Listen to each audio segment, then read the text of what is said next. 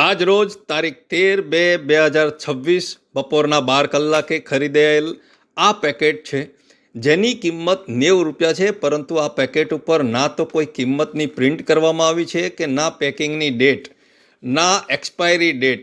આણંદના સુપ્રસિદ્ધ સુખડિયા ગરબડદાસની ગામડી વડ પાસે આવેલી શોપમાંથી આ પેકેટ ખરીદાયેલ છે. ક્યારેક પેકિંગ થયું તે ભગવાન જાણે. ખરેખર છેલ્લા 6 માસથી અવારનવાર સુરત, અમદાવાદ, વડોદરા બધા જ મોટા મોટા શહેરોની અંદર લાખોની માત્રાની અંદર માવો, દૂધ, બટર, પનીર જે ફૂડ પેકેટ નીકળે છે તે સૌથી મોટું કારણ જ ફૂડ વિભાગ છે, જેને માટે ફક્ત ને ફક્ત ઓફિસમાં બેસી રહી સરકારનો પગાર લેવો છે, પરંતુ બહાર નીકળીને હોટલોમાં, દુકાનોમાં, લારીઓ ઉપર વેચાતી વસ્તુઓની ચકાસણી નથી કરવી. અને આ જ આળસના કારણે દુકાનદારો અને ભેળસેળ કરનારા લોકોની સંખ્યા દિવસે ને દિવસે વધતી જાય છે. બેફામ બનેલા ભેળસેળના વેપારીઓ નાગરિકોના સ્વાસ્થ્ય સાથે ખૂબ જ મોટી ખૂંખાર રમત રમી રહ્યા છે.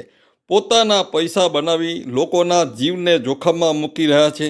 શું આવા પેકેટ ઉપર પ્રિન્ટ મારવી જરૂરી નથી કે પછી ફૂડ વિભાગે બધાને પોતાની ઓળખાણના કારણે છૂટ આપી રાખી છે કે તમારે વેચ્યા કરો, અમે તમારી સાથે બેઠા છીએ? મુખ્યમંત્રી શ્રી અને આપણા લોક લાડીલા ડેપ્યુટી સીએમ શ્રી સંઘવી સાહેબને નમ્ર અરજ છે કે હાલ સૌથી વધારે ખતરો જો હોય ને નાગરિકોને તો સ્વાસ્થ્યનો છે, જે આજકાલ લોકો મશ્કરીમાં સમજીને ગંભીરતા જોઈ નથી રહ્યા.